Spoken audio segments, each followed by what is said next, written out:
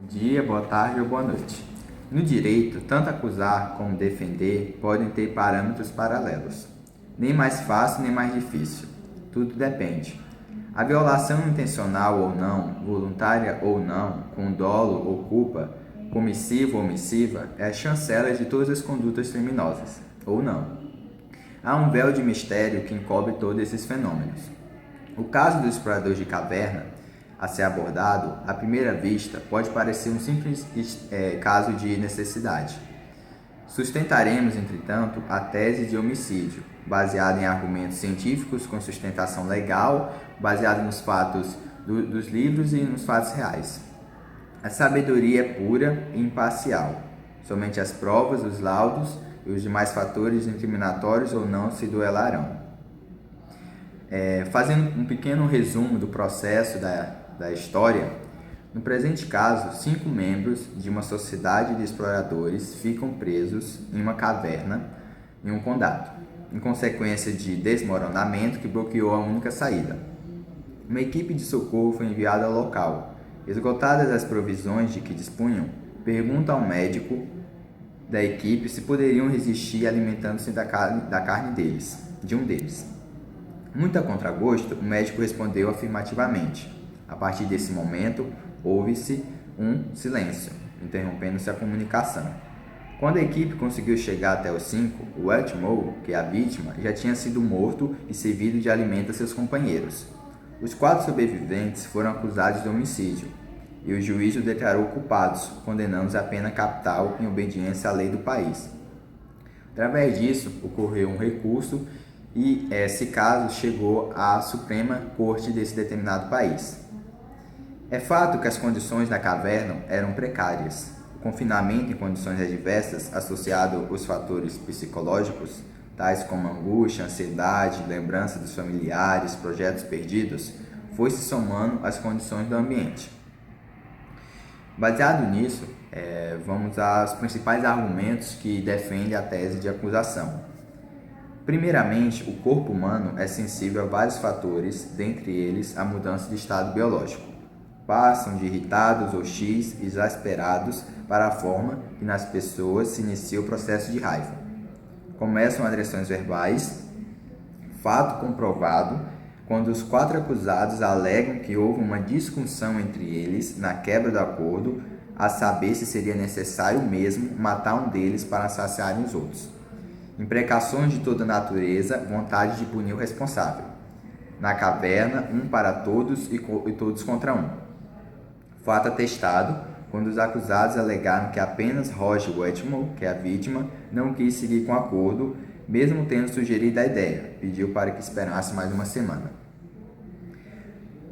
Além disso, houve, de acordo com os acusados, uma questão de quebra de acordo, já que a vítima declarou que desistia do acordo, pois havia refletido e decidido esperar outra semana antes de adotar uma conduta tão canibalesca como aquela. Os outros o acusaram de violação do acordo e procederam ao lançamento dos dados. Quando chegou a vez de Wetmore, um dos acusados atirou em seu lugar. Vocês acham que ele ficou calado, que ele aceitou ser o herói daqueles exploradores, morrer para lhes conceder a vida, perdendo a sua própria de forma brutal, sendo que ele mesmo decidirá não seguir com a ideia, talvez pensando além de que não seria justo tirar a vida de outro homem ou mesmo de que aguentariam mais uma semana? Vocês acham mesmo que ele não revidou e se assim não o fez foi pelo fato de já estar sendo acusado pelos companheiros?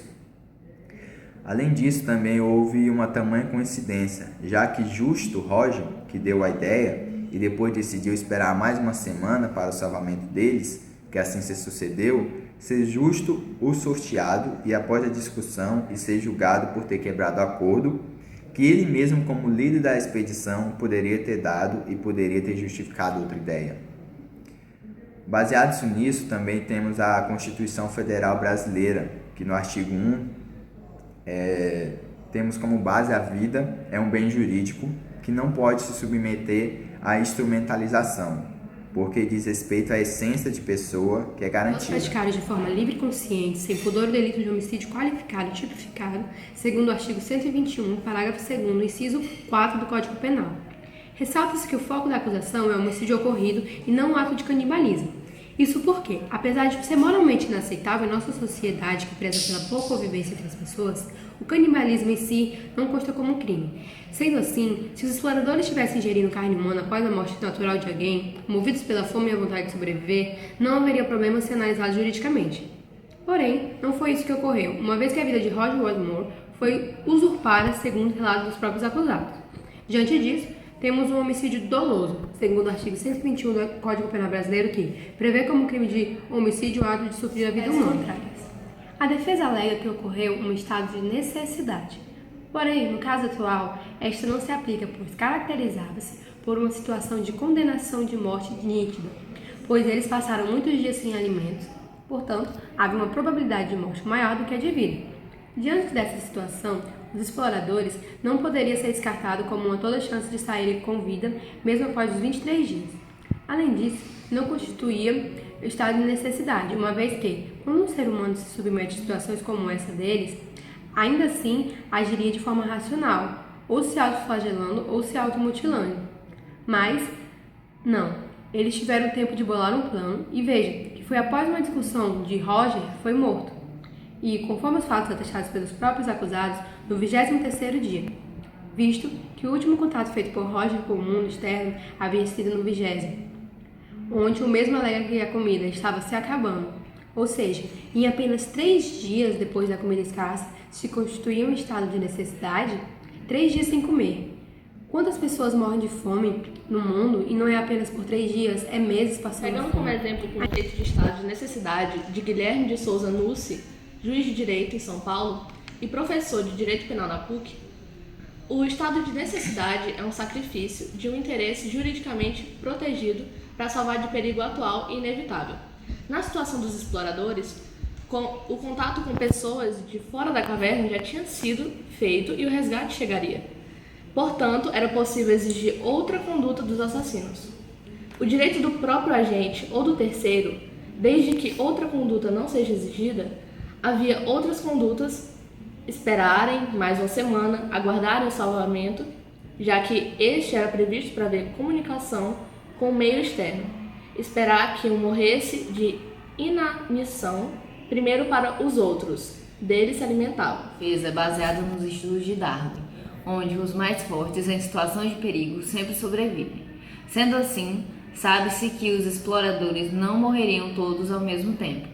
Um, em estado de necessidade, morreria primeiro, e assim os outros se alimentariam deste. Nesse caso, sim, se alimentariam de outro por pleno estado de necessidade, mas assim não o fizeram.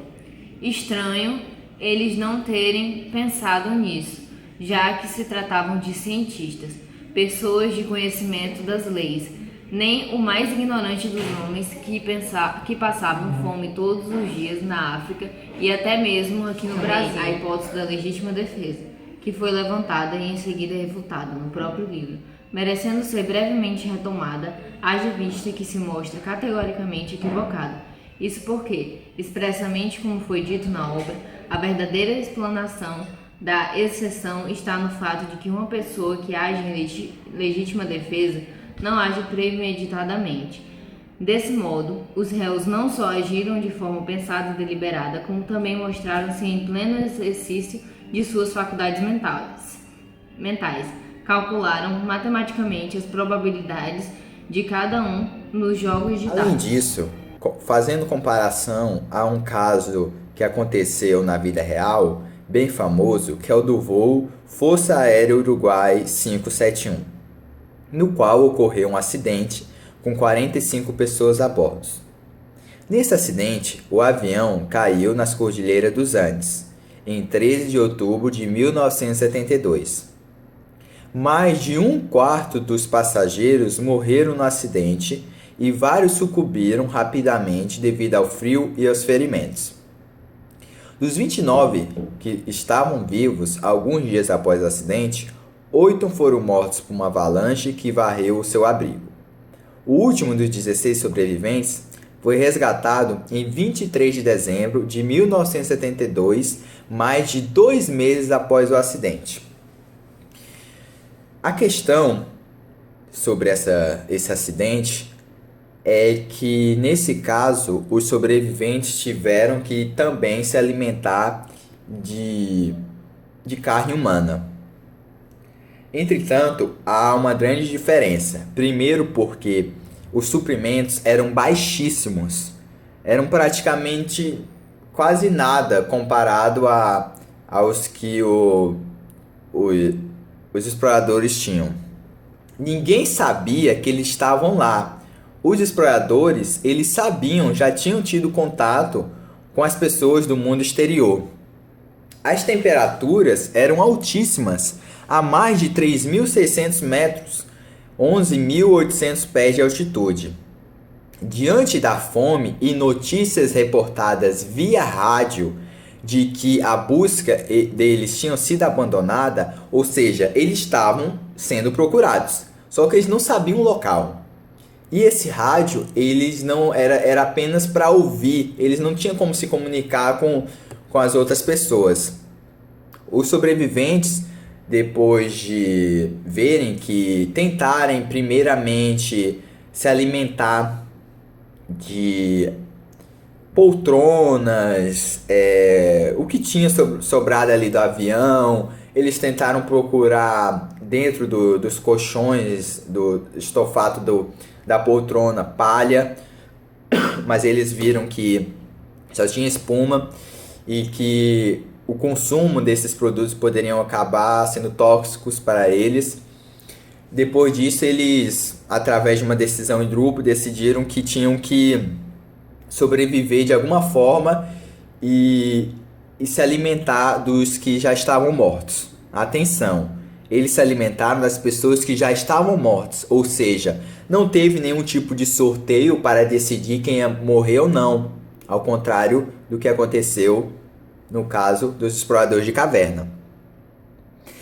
Uma outra questão é que eles eram católicos, então, primeiramente, alguns ficaram meio receosos com isso, mas depois de refletirem, vendo que seria a única forma de sobreviver, eles não tiveram opção e acabaram tendo que consumir a carne.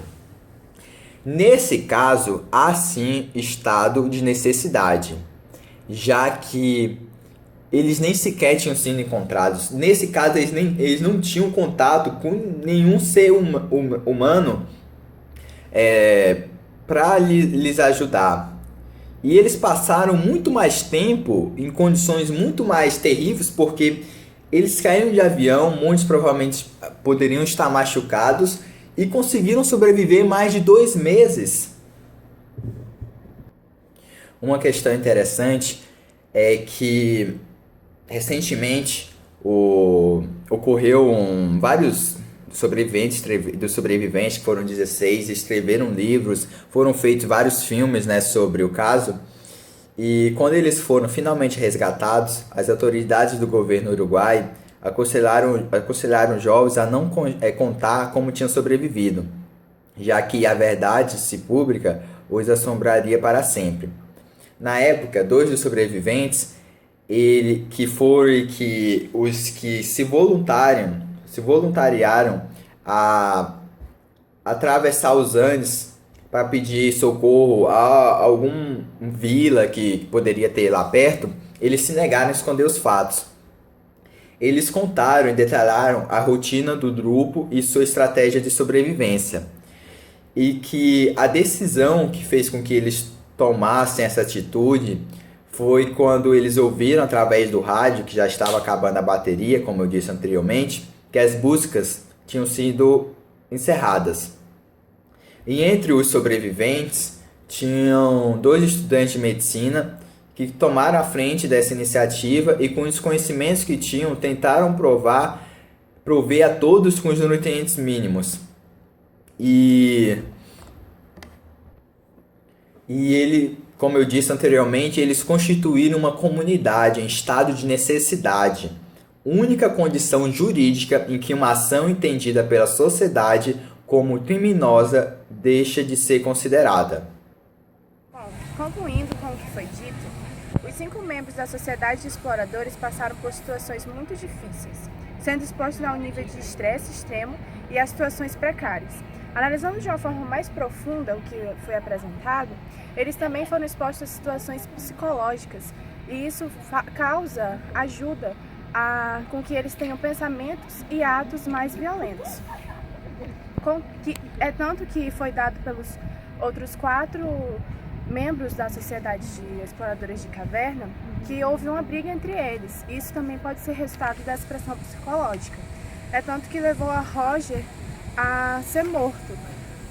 Por que aconteceu isso? Porque Roger deu a ideia de que um dos exploradores poderia ser morto para que os outros 4 se alimentem do corpo dele, do mesmo. Porém, isso era dado através de sorteio, e quem foi sorteado foi Roger. Porém, ele não quis mais participar da ideia que ele deu, e ele disse que era para esperar mais alguns dias ou semana.